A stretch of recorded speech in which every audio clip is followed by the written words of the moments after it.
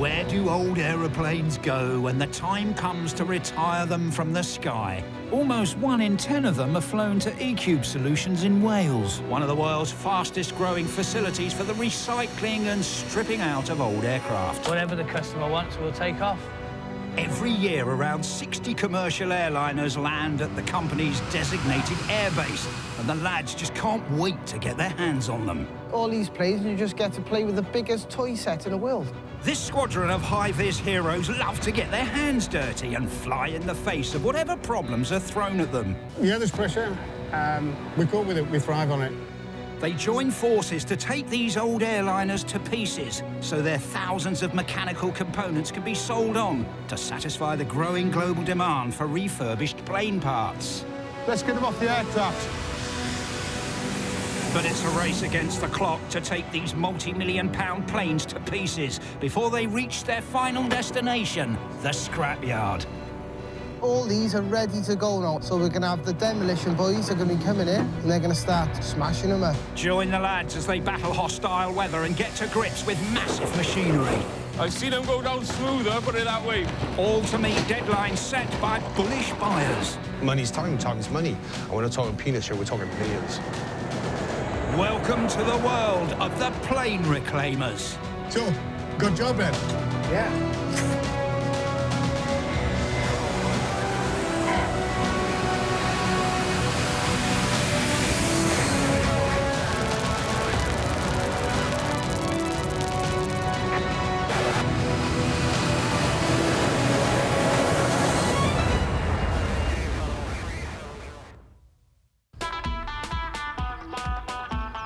The future looks bright for our lads in South Wales. Lovely, innit? Cracking. You wouldn't have believed it'd be like this now, what it was like this morning. It seems that even Perry on his scissor lift is in celebratory mood here on St Athan's airbase today, and for good reason. The lads are notorious for operating like a well-oiled monster machine, relentless in their desire to crush every challenge and devour every demand for the many commercial airliners that end their life in the skies here. Since starting the business of stripping, scrapping and packing recycled aircraft parts just 7 years ago, our top team have seen their plane reclamation trade skyrocket, and it's set to get even bigger and better. When it's like this, lad, everything's good, we're all happy, and the place is a better place when the sun's out. Even though the pan's a mess, when the sun's out, it's more glorious. Later, ECube will see the start of an exciting international venture. But right now, there's an aircraft inbound. It's due to touch down any minute, and Perry is well up for this one. Got an Airbus coming into land in the next 5 minutes. That will be our 125th plane that we've got to work on. So that'll be some kind of achievement. Cruising at more than 30,000 feet above France is an Airbus A319. This narrow-bodied, twin-engine commercial airliner is making its last ever voyage. 750 nautical miles from Zurich to Cardiff. Martin is the co-pilot for this final farewell flight, and he's full of pride at this special moment. For us, it's an honor that we get to do that. We know that this aircraft has served for almost 30 years without any major incidents.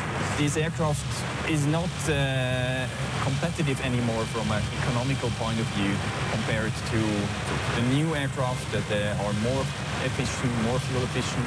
So at the end, it's just the logical decision. The only souvenirs we have are the memories to fly with this aircraft. And for Martin, that final memory will be the A319's last landing. Descending from the east, the Airbus glides over farmers' fields and into St Athan's airspace. 50, 40, 30, 20. The runway here is 2,000 feet shorter than many commercial airports, and some planes find it much harder to slow down and make the turn onto the taxiway. But this nimble, narrow-bodied Airbus makes it seem effortless to the eyes of the ground crew. And waiting with open arms to meet the aircraft is Head of Operational Support Bob Hayden. and young technician Mac Bridges. We'll get everything in position over on the engine running pan, drag the steps over with the tug. I think as soon as it, we'll be doing some engine work to it. Martin has been to St Athan before, but ECube's size and scale has increased greatly since he last landed. I was here last year, exactly 1 year ago, and I'm surprised by the amount of aircraft that are around. I remember last time I saw maybe 3 aircraft, and now it's amazing. The increasing number of aircraft that are now ending their working lives here is certainly keeping the lads busy. And with this A319, it's fallen to Bob to administer the last rites and switch off its power for the final time. Well, we'll just shut the APU down now and get the aircraft ready to tow away. There she goes.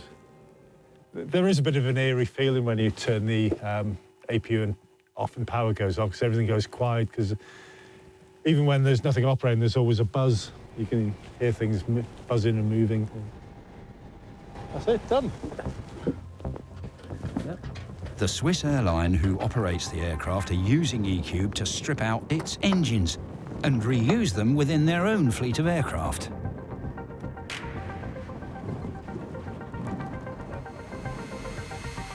Nils Couch works as a technician for the Swiss airline. He's staying in Wales for a couple of days to oversee the safe removal of the A319's engines and to make sure they get swiftly transported back to Zurich so they can go straight back onto the wing of another aircraft. I am overseeing the engine removal done by the colleagues from ECube and just make sure that everything is followed to the procedures. And with the other Swiss plane grounded and not earning the airline money until its new engine is fitted, time is of the essence. So what we have right now is a time schedule of 2 days to remove the engine over here, pack it, put it on a truck and send it back over to Zurich, do all the required inspections over there and get it installed on another A319 in about 10 days' time. Nils, the Swiss engine technician, is expecting a very speedy turnaround. And working to meet this urgent order will be 2 of ECube's youngest technicians, Mac and Khalil, who will be working under Nils' direct supervision. Will these 2 young lads measure up to the task? Before we find out, there's some other pressing work to be done.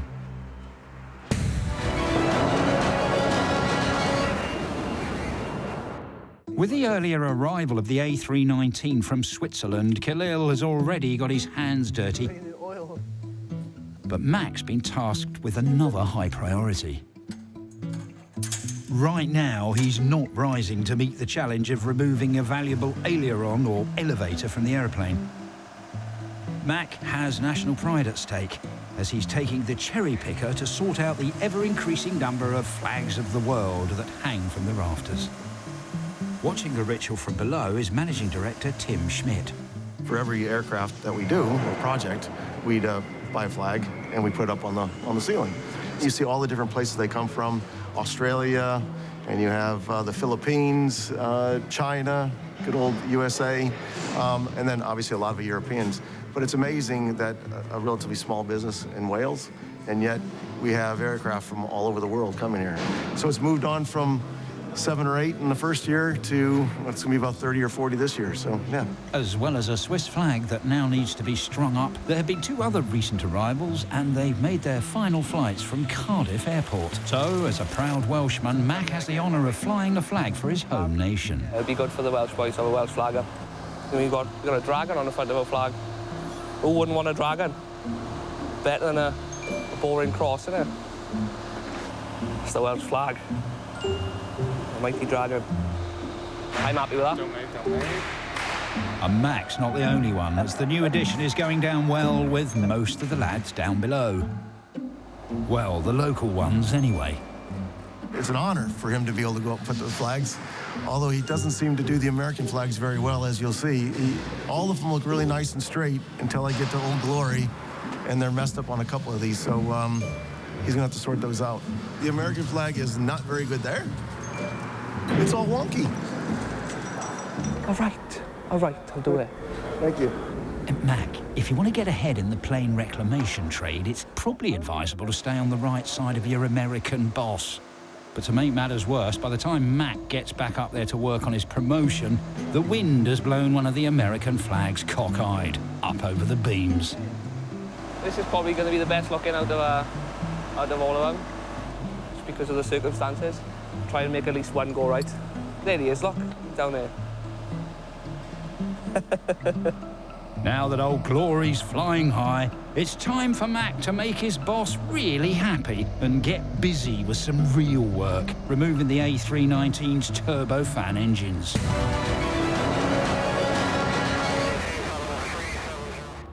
The Airbus A319 that landed earlier is now parked up and being prepped in the hangar. Some 1,140 items will be removed in total, and the very top priority are its engines, which need to be inspected for damage before they can be removed. We're here today to carry out a borescope inspection of the internal components of the engine to see its current condition. We're using a camera on the end of a flexible probe, so we can get in to the engine internally. We've got the ability to measure the damage with the recording to see whether they are serviceable or whether any damage has occurred since its last operations.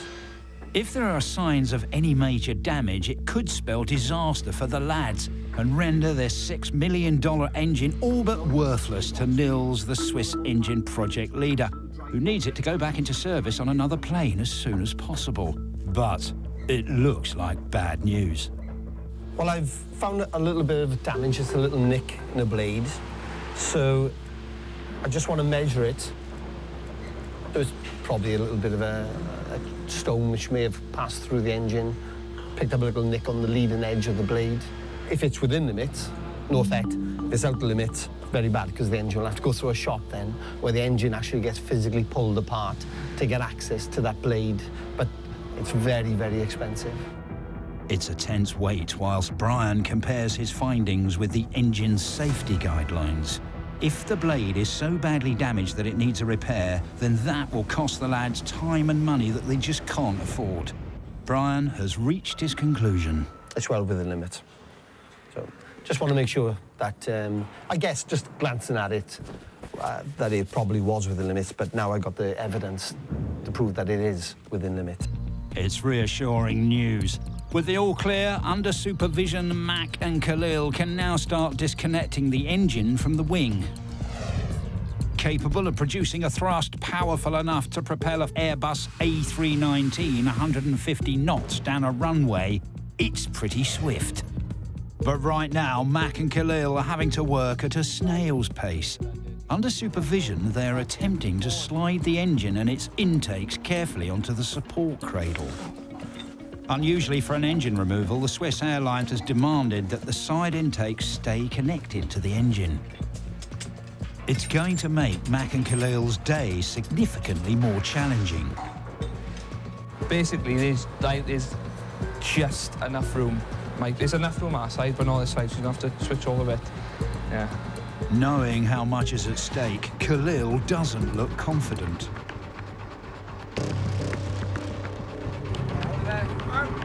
Stop. Needs to come my side, yeah. Back a little bit. This is my third or fourth one, completely on my own now. I'm just getting more used to what you've got to look out for in terms of damages and stuff. It is a bit scary, especially when you're close underneath to the pipes and the drain masts underneath. Just can be a bit daunting. Mac needs to guide Khalil slowly into position. Stop. But they also need to react quickly enough to avoid any damage. There is no room for error. Sliding the engine onto the cradle without damaging it is coming down to a matter of millimetres. Stop. I'm pretty much there. I'm there. It was a close call, but they've pulled it off. So exactly how much damage could Khalil have done to the engine? A couple of 100,000 probably, maybe into the millions. It's clear that any damage would have been extremely costly for the Swiss airline. But when it comes to refurbished plane parts, not everything is as expensive as it first seems.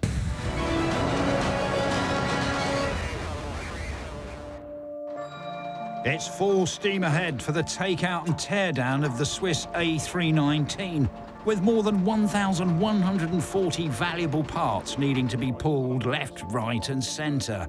And it's a busy day for Andrew Keegan, as he's received an intriguing phone call from someone interested in picking up a part. I just got off the phone with a new customer who's got a private jet, and they're looking to have something a lot bigger on site.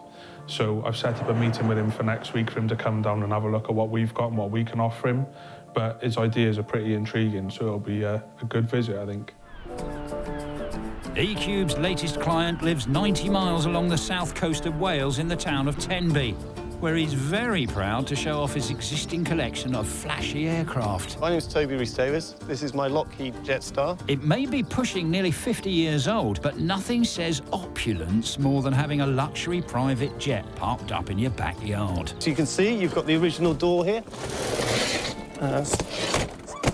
Still working. This would have been the bar and kitchen area for the stewardess, and then going through to what would have been the original bathroom. It's like something out of Dallas, isn't it? The gold finish. The copious amount of bling is not all the Jetstar can boast about. As befitting an aircraft this showy, it comes with a somewhat checkered history. It was owned by gun runners and traffickers, and they used to fly out to Belize, and so it really is sort of, you know, rock and roll in the skies. Rock and roll indeed. But the evil-eyed among you will have already spotted this plane is missing the most vital component for luxury air travel: its wings. That's because Toby has in fact transformed this retired private jet into a lavish aeronautical camping experience, which he rents out to holidaymakers. We've got virtually a whole cockpit with all the original instrumentation. When kids get here, they literally spend an hour or two in here, and they just pretend that they're flying to countries. So even though they're just staying here in this field, they just, imagination runs wild. Fly off into the sunset. That's the idea. But this flightless private jet is not the only unique aeronautical-themed glamping experience that Toby has on offer. He also has a UFO-inspired pod, as well as a few slightly more traditional yurts. Well, traditional if you're a Mongolian. Most people come up with these sort of ideas, maybe after a few drinks, and wake up the next morning and say, oh, that wasn't such a clever idea. But unfortunately, I'm the sort of person who will then get up the next morning and go and do it anyway. But Toby's not quite done with adding to his out-of-this-world collection. So he's off to ECube for some inspiration with his partner and campsite manager, Tiffany. We're looking for a kitchen area for our UFO. I'm thinking if we could utilise part of the plane, yeah, it would be very attractive, it would be very interesting. I don't think many people have done that before. And it's reusing the aircraft, so yeah, that's the idea. Andrew is in charge of drumming up new business, and he deals with all sorts of requests from all sorts of clients. It's not just airlines that are interested in picking up parts, as Andrew regularly deals with everyone from furniture makers to film crews looking for a movie set. No 2 days are the same, but that's what makes it interesting, and that's why I enjoy it so much. I meet different people every day with all different ideas and different things they want to make out of this stuff. And the more we can sell for that purpose that can be recycled, the better, because that's what we're here for. Although the ECube lads have not stripped and scrapped any alien spacecraft yet, the fuselage from this A319 could be just the thing to add on to Toby's flying saucer to give those visiting little green men some home comforts. Fridge, freezer, you get it all in there. Get it all on the top. Yeah. Trouble is, there's just one thing missing. It's just the sink. Well, yeah. Really? Wash the dishes in the shower. From the minute they came in, they seemed to have an idea of what they wanted. So they wanted something they could make signage from, which again, we've got some small sections of wing and that we can supply for that purpose. They've looked at other components like the air intakes, but I don't think they realised the value of those units before I told them today. So those are a bit of on a back burner for the time being. I'm not surprised Toby's passed on it. An air intake in good working order doesn't come cheap, and it could be worth tens of thousands of dollars. Is that the life raft? Yes, off the door. How much are they? 20 grand, it's all yours. Something else? Yeah. No way. Yeah. Back to the fuselage now, and it's time to do business. So how much does it work out per metre? It's unusual to sell a section like this on, but for the owner of the aircraft, it will mean a few $1,000s more than if the fuselage were just going for scrap. So everybody's happy. And all you'd have to do is do the carpet and put the furniture in, really, and seal the ends, obviously. There's a lot of stuff that they're very interested in, and I certainly think they're going to be progressing with this as long as the shipping side of things doesn't cost them as much as buying the piece in the first place. But it's not just the hefty transport cost that could scupper Toby's dream of a new plane. We might have to take the fence down to get it in. Take the hedge down. Yeah, this could definitely work. It's a logistic thing of moving. This thing is over 13 foot wide. My gates are only 14 foot. It's just not. It's not going to be simple to, you know, just trying to mentally think, can we do it? Is it too much of a challenge? Don't know. Challenge, did you say? That's music to the ears of our top team of teardown boys. But will Toby and Tiffany be able to overcome their logistical issues to expand their range of unique aeronautical-themed glamping experiences? We'll pop back later to find out.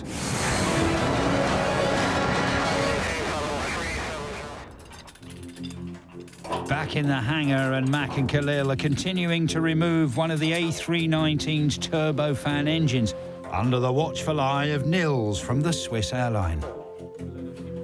But having inched the cradle into position, the lads are faced with another problem. One of the pins that secures the frame just won't fit.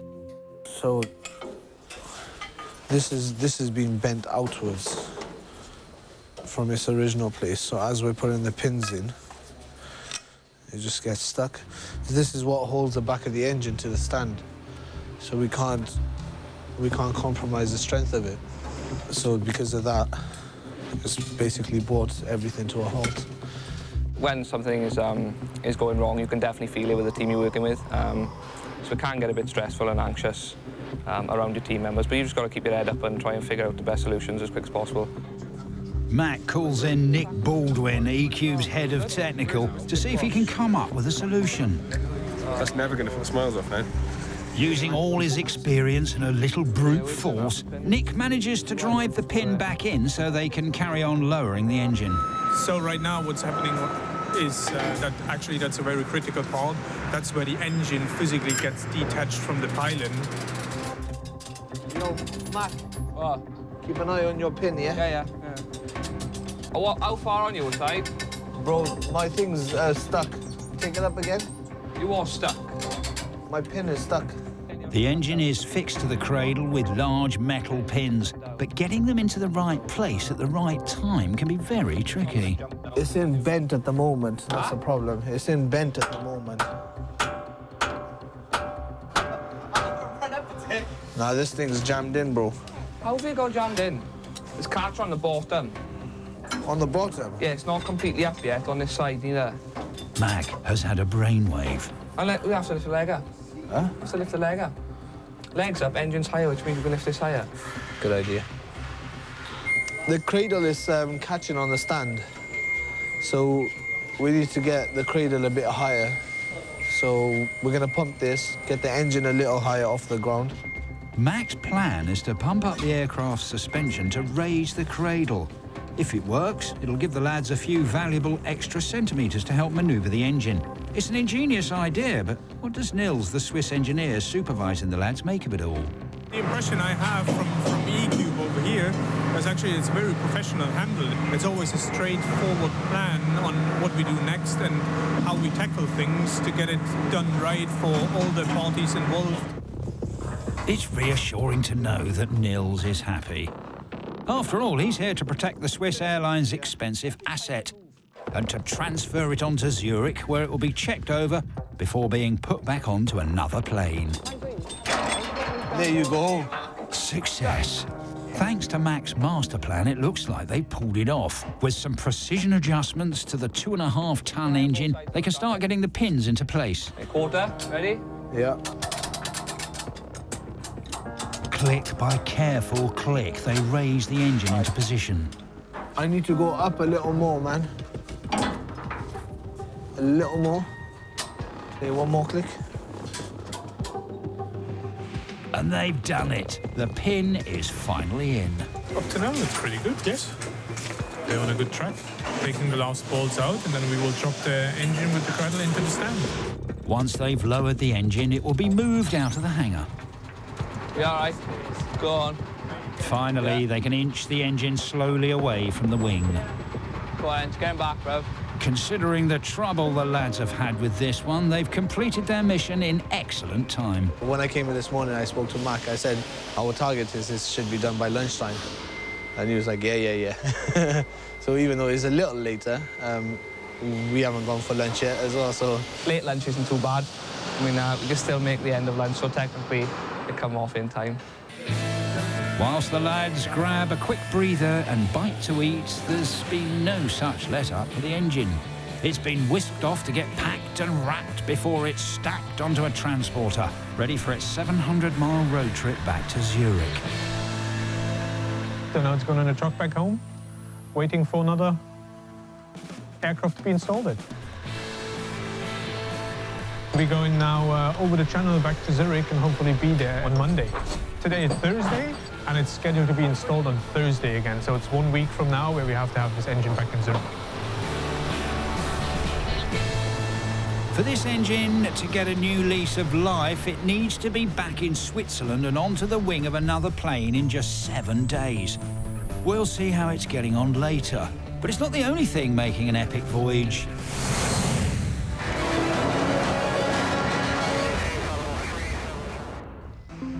The next aircraft due in for the lads to get their greasy mitts on is an Airbus A319, which was previously owned by a now defunct airline. Such is the cutthroat world of the aviation industry that only the strongest survive in the face of fierce competition and spiralling fuel prices. While that may be bad for the airline operators, it's great news for the companies that strip out and scrap them. And the next flight, due in from Lourdes in France, will be somewhat of a milestone for ECube. The aircraft is in excess of 20 years old and one of the first 320s produced. And it's now flown for many years and it comes to the end of its useful life. Since the now defunct airline who owned the aircraft went into receivership, the A320's been out of service and parked up without being flown, so starting its engines might not be as easy as the pilot hoped. Okay, starting. Number 2. Thank you. FADEX powered, pressure's there. 2. It's not a good start for the engine, and it's refusing to turn over. Engine master 2, off. Okay, we have a start fault engine number 2. With more than 40 years of experience in the air, Captain Hannon knows just the thing to get this Airbus going. What we're going to do is we're going to try a second start on that engine, all right? So, engine 2 coming in again. See, it's cranking away, but there's no fuel going into it yet. Okay, started normally that time. We're going to have a go at number 1 now.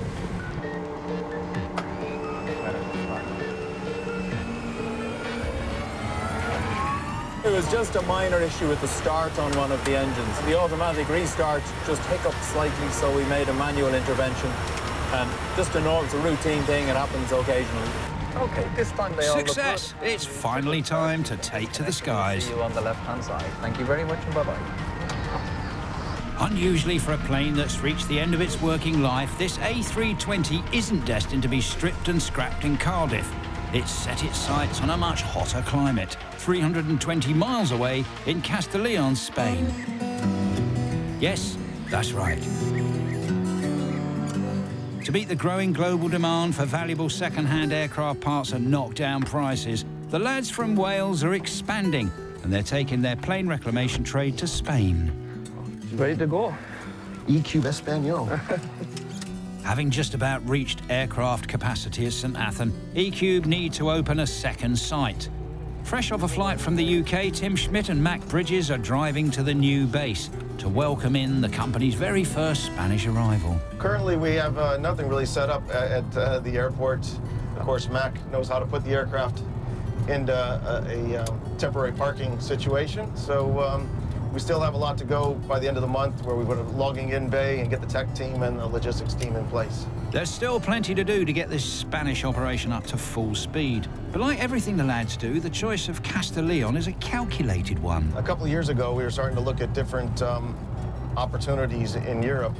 And Spain was the choice of most leasing companies and aircraft owners as a place to want to park your aircraft for anywhere medium to long term because of the climate. It's mainly the dryness that attracts it for aircraft parking. There's less deterioration, corrosion, and corrosive elements. Currently, we can handle about 20 aircraft, and we want to make it so you can handle anywhere up to 50 aircraft. And the very first of these final flights is inbound now. We're just about 60 miles from Barcelona, heading south. We're at 33,000 feet. We have a speed across the ground at the moment of about 540 miles an hour. The aircraft, despite the fact that it's old and being scrapped, is operating perfectly. Everything is working normally, even though it's on its way to the scrapyard. Whilst ECube get fully up to speed in their new base, the Airbus A320 will be stored for a few weeks before it's eventually scrapped on site here in Spain. The journey to Castellón to meet the aircraft reminds Tim of a similar trip he made at the very start of ECube. So yeah, it was about 7 years ago, almost to the day. It's in March that we were doing a similar trip to St Athan with Mike and I to visit to welcome our first 737 Classic into St Athan. In fact, it landed a couple days before we had the lease. There you go, Mac. Espanol ECube. The lads have arrived at Castellón. With the Airbus A320 from France still inbound, we'll check back with them later to see them greet their first arrival to ECube Spain.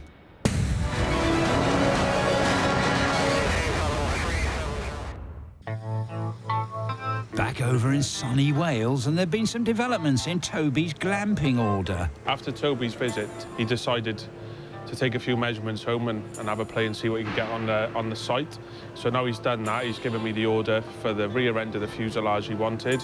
Toby has ordered a 45-foot long section from another Airbus A319 that's already been stripped of all its serviceable parts. But getting this fuselage back to Tenby is not going to be as straightforward as packing up a family tent, and even that can be a challenge. It's a good trek in a car.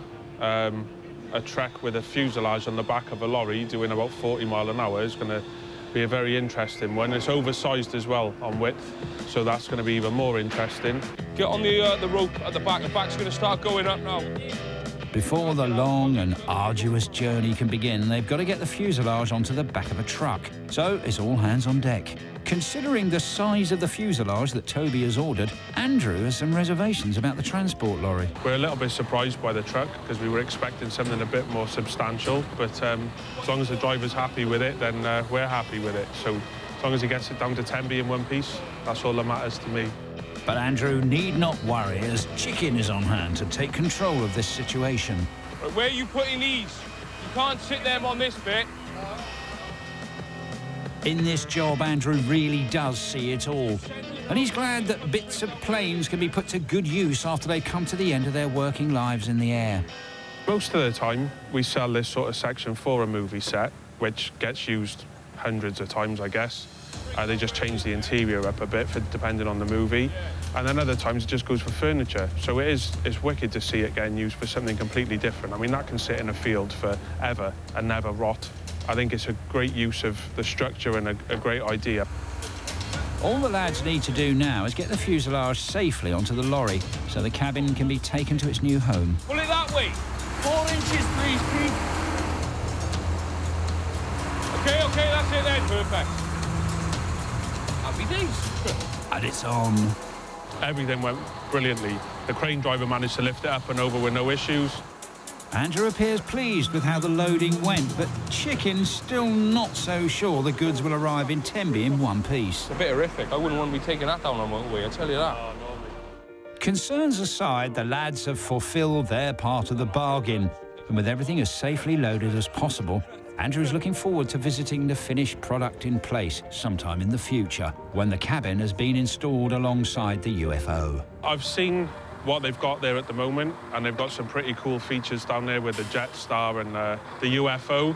It'll be interesting because I'm going to go down and have a look at it once it's all finished and see how it's ended up, because it's only down the road from here. So yeah, it'll be good to see. If you're happy with just 2, it's your load. I'm hoping Toby will do make treats. But if he does it for me, he's got to do it for everyone. So we'll see what happens with that. Andrew, I'm sure that when the UFO's new cabin companion is complete, it will make a truly out-of-this-world experience.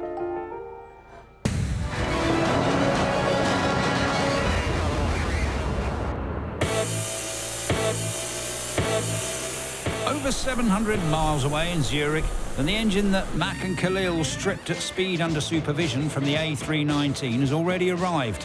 And just as quickly as it was taken off, Swiss technicians are rapidly engineering it back onto the wing of another aircraft. So today we are on our hangar 3 in Zurich.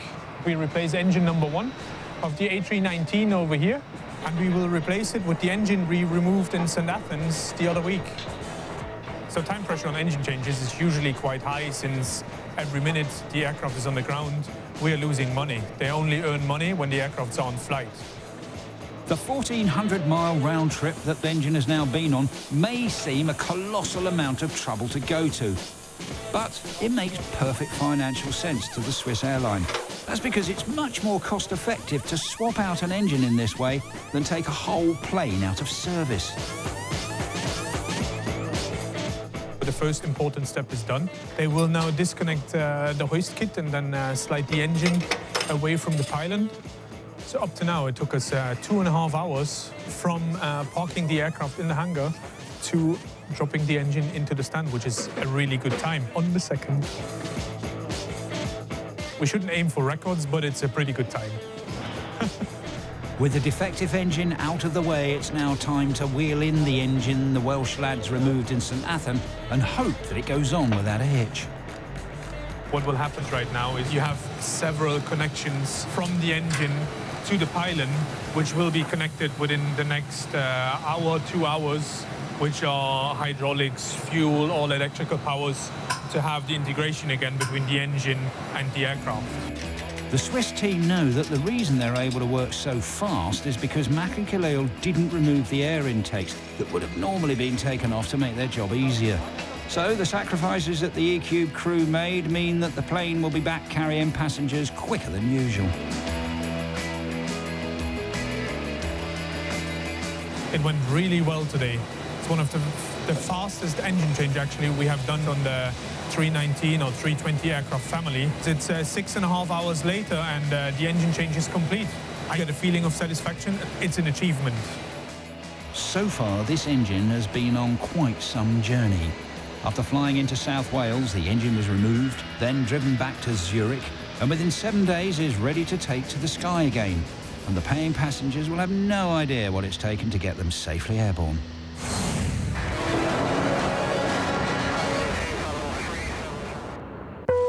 As the Welsh often say, "Mae'n bwrw hen rageth a fin." It's raining old ladies with sticks. It seems that from his earlier high, Perry's mood is now matching the local weather. It's not very good because we're outside. The floor is soaking wet, and there's not much you can do outside. We're lucky we're cutting up the top underneath the crown so it's nice and dry. But poor old Phil's stuck outside, he's in the wet. But you've got to do it, Ad. You've got to get it done, it's got to be done. Perry may be on a slight downer, but he isn't easily deterred. Before the Swiss A319 can be moved in for its final scrapping, Perry has to clear what's left of another Airbus due for demolition in the yard. We're going to start removing this trim now, and that's it. Don't want to go out. Oh, come on, Perry, man up. It's just a bit of rain. We have to. We better not mention anything about Mac being in sunny Spain, otherwise the morale would really plummet. My socks are wet now. Despite the weather, the lads have managed to shunt another fuselage out of the way and are filling their scissor lift quite quickly. This is the life, but it's all worthwhile when the summer comes. Oh, yeah. True to being a proper Welshman, Perry and his pals have soldiered on and successfully finished up. With the last bits of panelling and overhead lockers rescued, Perry and his gang can escape into the dry hangar. The row upon row of other salvaged parts from the aircraft are testimony that in spite of his grumbling, Perry and his crew have been very busy boys. Right, everything up, yeah, trim's up, yeah. Job's a good one. Whilst Perry and his merry men have braved the atrocious Welsh weather, over in sunny Spain, Tim and Mac have also been working hard on their tans. Oh, it's lovely, isn't it? It's nice and warm, which is a big change from St Athan. So I'm not jealous at all of the boys over there, because I heard it was raining today. Castellón is close to sandy beaches and the warm waters of the Mediterranean Sea. So it comes as no surprise there wasn't any shortage of volunteers to be the first out here. ECube have been able to set up shop in a small corner of this existing airport, and Tim has arranged for some of ECube's Welsh kit to be waiting for them. It's quite exciting for me, especially because I'm going to be one of the first technicians on ground awaiting for the aircraft. There are a bit of nerves, especially because we're so far away from home base where we got the support we need. And with the engines coming off next week, I'll be on my own with 2 other people. So it is a bit scary, but I'm confident, I'm ready. And yeah, I don't mind the distance away from home. Yeah, it's a nice change. Earlier, an Airbus A319 took off from France, making a 300-mile flight to soon become the first arrival at ECube Spain. Having cleared the mountains, it's now starting to make its final descent to what will be its ultimate resting place. As Captain Hannon makes a visual on the runway, down on the ground, anticipation is growing for Mac and Tim. It's a real special day for ECube today. It's almost 7 years to when we opened in St Athan. So yeah, it's pretty psyched up. It's always exciting to see a plane come in to our company, and it's a nice experience to see it come into our first extra European base. 100, 50, 40, 30, 20.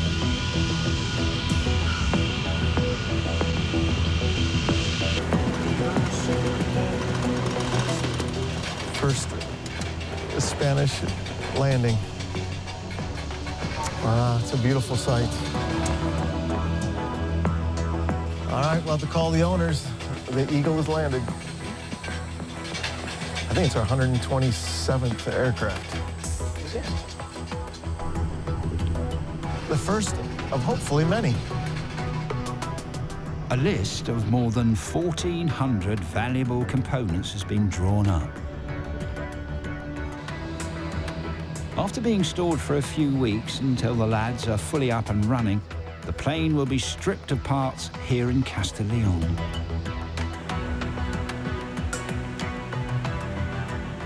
We'll go up and greet the crew, say hello to the captain, the co-captain, and the rep.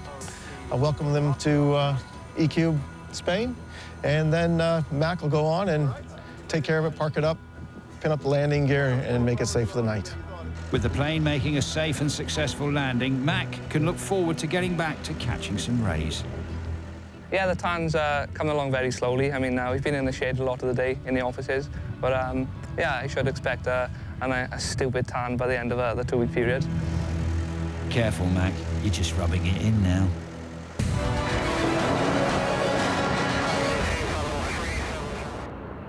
With Perry having cleared out the demolition yard, the completely stripped out Swiss A319 has been brought in to face the resident scrap maestro, Chicken.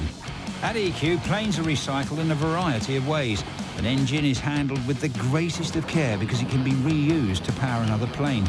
But in Chicken's yard, they squeeze the last value out with massive machines and brutal power. All the expensive components and cuts have been removed from the aircraft. And what's left by the time the scrapping team arrive is of nothing, of no value to us at all. After these monster jaws have had their fill, the leftovers will go to scrap metal companies to be melted down and transformed into other manufacturing goods. And it's odds on that some of the high tensile aluminium may even end up being used in the fuselage of a brand new aircraft. At Chicken's end of the plane reclamation business, subtlety doesn't need to be a factor, but time certainly is. It's almost a production line at the moment. The way they're tearing them down pretty fast. They come onto the yard, so the faster we get these cut and smashed up, the better for everyone.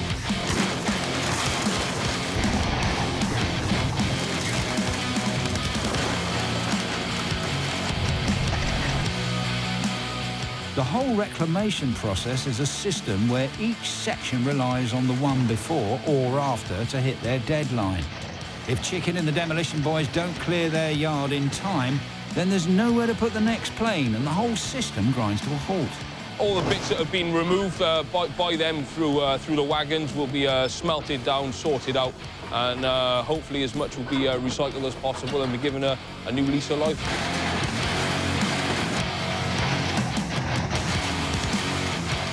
It's another job well done for the lads from ECube.